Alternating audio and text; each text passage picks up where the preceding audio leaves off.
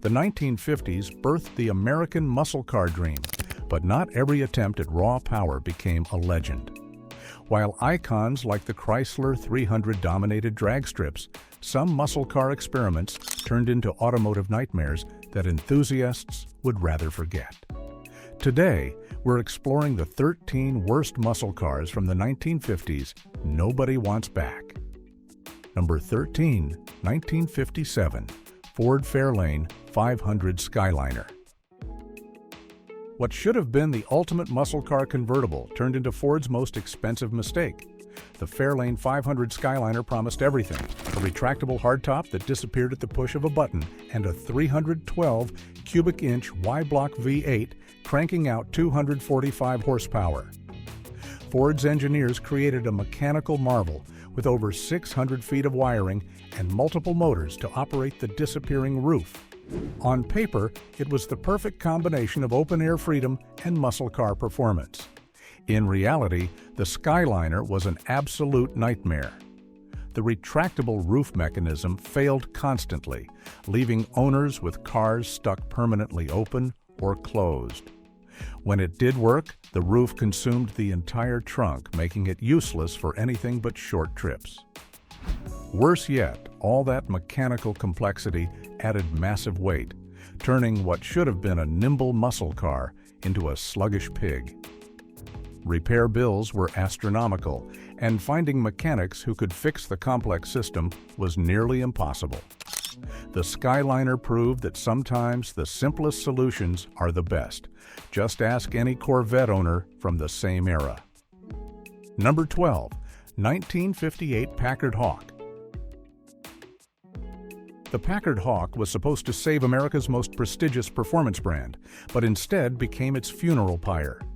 Packard strapped a McCulloch supercharger to their 289 cubic inch V8, creating an impressive 275 horsepower that should have embarrassed the competition. The distinctive fiberglass nose and aggressive stance promised serious muscle car credentials from a company that once built cars for presidents and movie stars. Unfortunately, the Hawk suffered from terminal unreliability that killed any performance credibility. The supercharged engine was a maintenance nightmare that left owners stranded, more often than it got them to their destination. Supercharger failures were common and catastrophically expensive to repair. Even worse, Packard was circling the drain financially, meaning parts were scarce and dealer support was non-existent. The controversial styling divided opinions, but it didn't matter. Most Hawks spent more time in repair shops than on the road. By 1958, buying a Packard Hawk was like investing in a company that was already bankrupt. Number 11, 1959 Edsel Corsair. Ford's Edsel disaster extended to the performance market with the Corsair, powered by a respectable 361 cubic inch V8, producing 303 horsepower. The Corsair was supposed to prove that Edsel could build serious muscle cars, not just oddly styled family haulers. Ford invested heavily in promoting the Edsel's advanced features, including the innovative Teletouch push-button transmission that was mounted in the steering wheel hub. But the Corsair became a victim of the Edsel's catastrophic market failure and abysmal build quality. That infamous horse collar grille made it a laughingstock among gearheads, while electrical gremlins and transmission failures plagued every example. The Teletouch transmission was particularly troublesome, often selecting the wrong gear or failing completely. Quality control was so poor that many Corsairs left the factory with serious defects. The Edsel name became synonymous with failure, making the Corsair guilty by association. Even today, while some Edsels have gained curiosity value, the Corsair remains a reminder of how spectacularly wrong Detroit could get it. Number 10, 1956 DeSoto Adventurer, early production. DeSoto's Adventurer should have been a Chrysler 300 killer, packing the same legendary 341 cubic inch Hemi 5.8 with 320 horsepower into a more affordable package. DeSoto positioned it as the working man's muscle car. all the performance of Chrysler's flagship without the premium price. The distinctive two-tone paint and luxurious interior promised to attract younger buyers to the traditionally stodgy DeSoto brand. Early production adventurers were absolute disasters that gave the entire line a black eye. Rushed development led to catastrophic engine problems, with the complex Hemi valve train requiring constant adjustment and suffering premature wear. Carburetor issues plagued the cars, causing rough running and poor performance. Electrical systems failed regularly, and the transmission couldn't handle the Hemi's torque. Even worse, DeSoto's limited dealer network meant finding qualified service was nearly impossible. Many early adventurers were essentially unfixable, turning what should have been dream cars into expensive paperweights. While later models improved dramatically, the damage was done. The Adventurer never recovered from its disastrous launch. Number 9. 1957 Mercury Turnpike Cruiser. Mercury's Turnpike Cruiser was supposed to be the ultimate highway muscle machine, designed for America's new interstate system with a powerful 368 cubic inches FOD8, producing 290 horsepower. The futuristic styling included dramatic tail fins, a reverse slanted rear window, and the innovative breezeway ventilation system. Mercury marketed it as tomorrow's car available today, complete with memory seats and push-button transmission. Instead, the Turnpike Cruiser became a rolling disaster that proved style doesn't always equal substance. That reverse slanted rear window created dangerous blind spots that made parking a nightmare and highway driving terrifying. The breezeway ventilation system leaked constantly, flooding interiors and causing expensive water damage. The car's excessive weight and poor aerodynamics made it slower than cars with less powerful engines. Handling was atrocious due to the top-heavy design and marshmallow soft suspension. The push-button transmission failed regularly, often leaving drivers stranded. Mercury's attempt at creating a futuristic muscle car resulted in something that was neither fast nor reliable, just expensive to fix. Number 8. 1958 Oldsmobile Super 88 J2. Oldsmobile's Super 88 J2 looked like a winner on paper, a tri-power 371 cubic inch Rocket 5.8, cranking out 312 horsepower, made it one of the most powerful cars of 1958. The J2 package promised factory hot rod performance with 3 two-barrel carburetors, a high-lift cam, and other go-fast goodies. Oldsmobile marketed it as the thinking man's muscle car, sophisticated engineering instead of crude hot rod modifications. The reality was a carburetor nightmare that drove owners to distraction. Those 3 two-barrel carbs were impossible to tune properly, causing flooding, rough idle, and abysmal fuel economy. Most mechanics had no idea how to service the complex tri-power setup, leaving owners with poorly running cars that never achieved their potential. The luxury-oriented chassis couldn't handle the power, with soft suspension that made the car wallow through corners despite its impressive straight-line grunt. The J2's weight penalty from all those luxury appointments further hurt performance. Many frustrated owners eventually converted back to single 4-barrel setups, admitting defeat to Oldsmobile's overly complex engineering. Number 7. 1959 Pontiac Bonneville, fuel-injected. The fuel-injected 1959 Pontiac Bonneville represented the cutting edge of automotive technology, with a Rochester fuel injection system feeding a 389 cubic inch V8 to produce 315 horsepower. Pontiac promised that fuel injection would deliver better throttle response, more consistent power, and superior performance compared to carburetor-equipped competitors.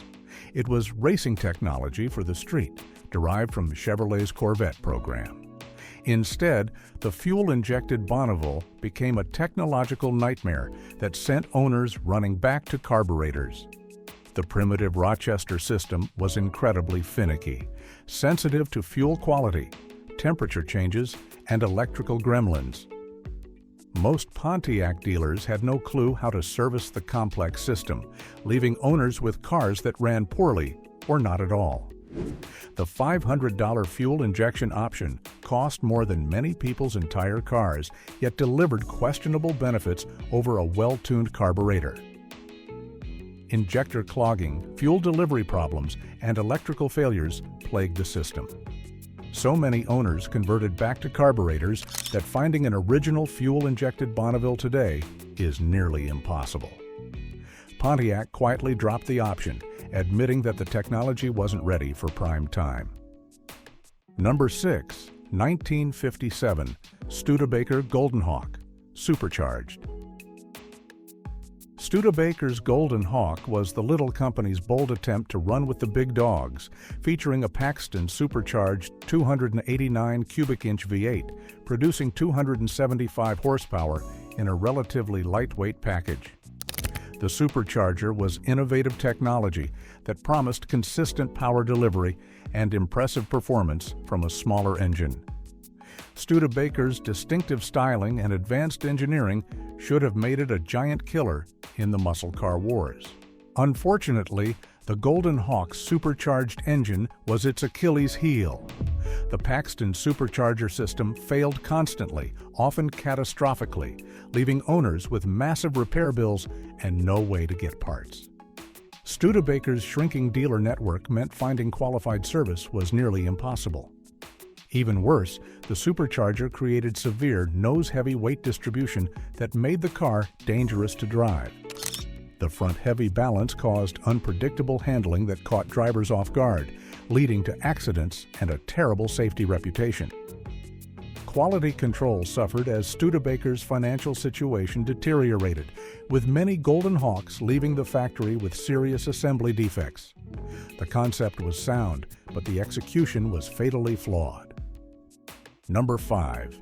1958 Lincoln Continental Mark III.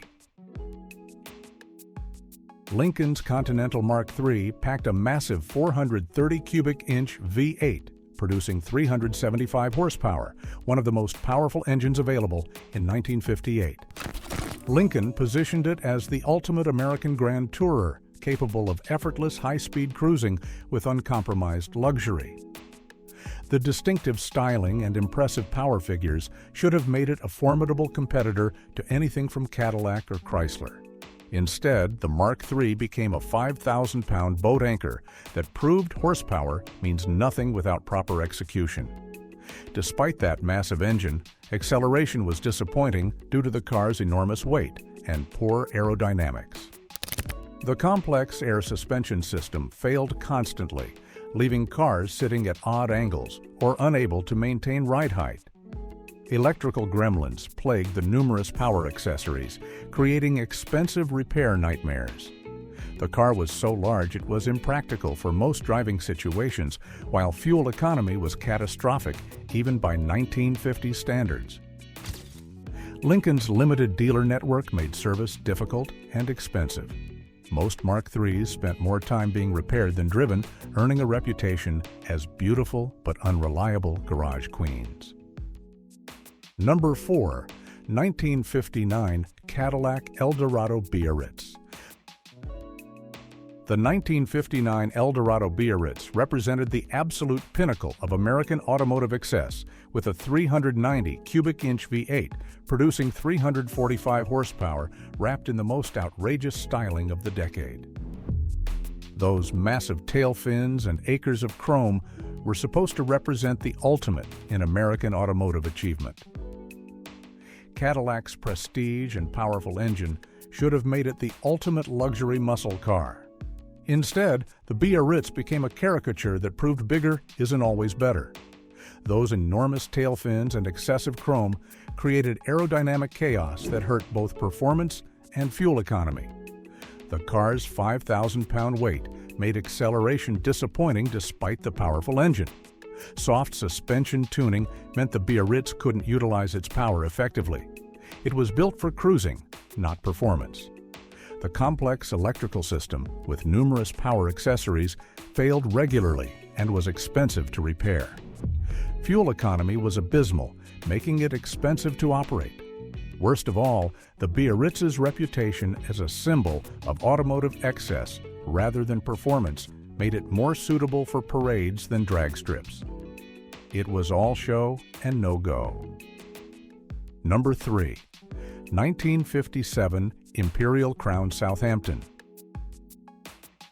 Chrysler's Imperial Crown Southampton should have been a Cadillac killer, packing a legendary 392 cubic inch Hemi V8, producing 325 horsepower, the same engine dominating NASCAR tracks. The Imperial featured advanced engineering, including torsion bar suspension and superior build quality, that should have made it the thinking man's luxury muscle car. Chrysler positioned it as a more sophisticated alternative to Cadillac's flashy offerings.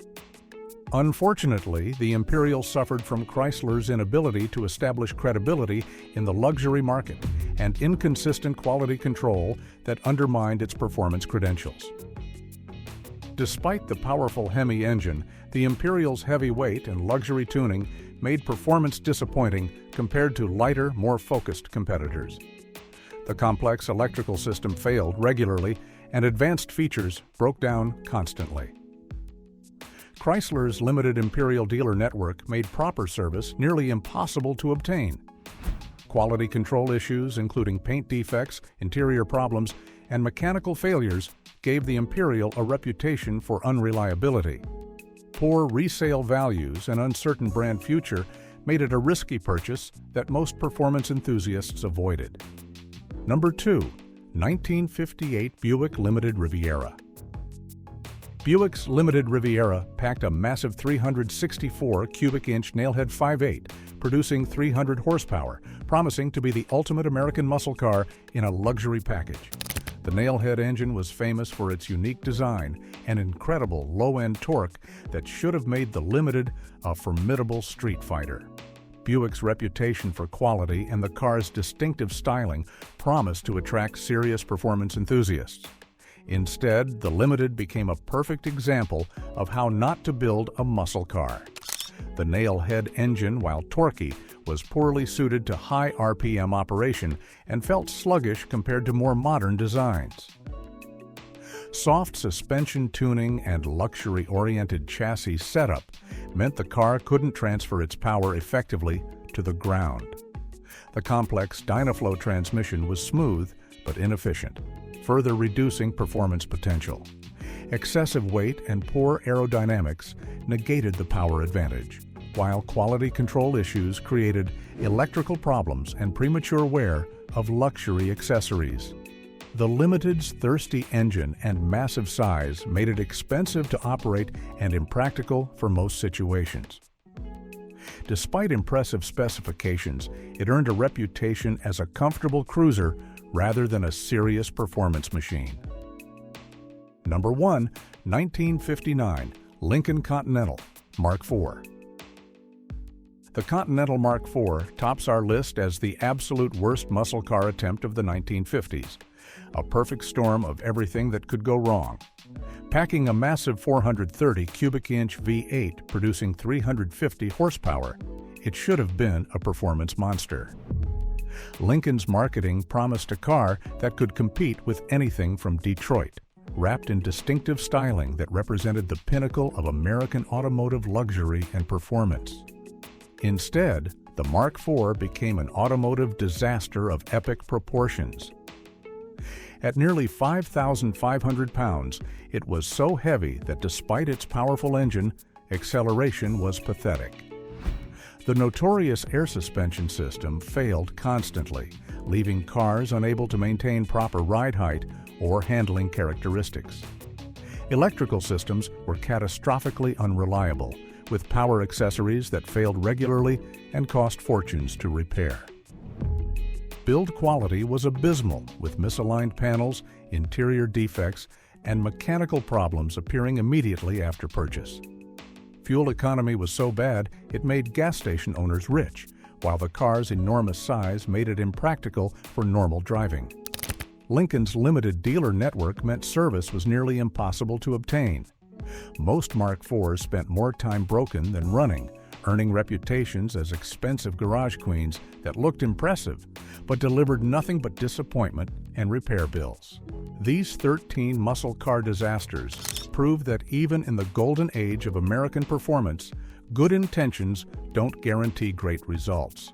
From overcomplicated mechanisms to catastrophic reliability issues, these automotive nightmares remind us why some cars are better left forgotten. Which of these failures shocked you the most? Subscribe for more automotive history and check out our next video on the muscle cars that actually got it right.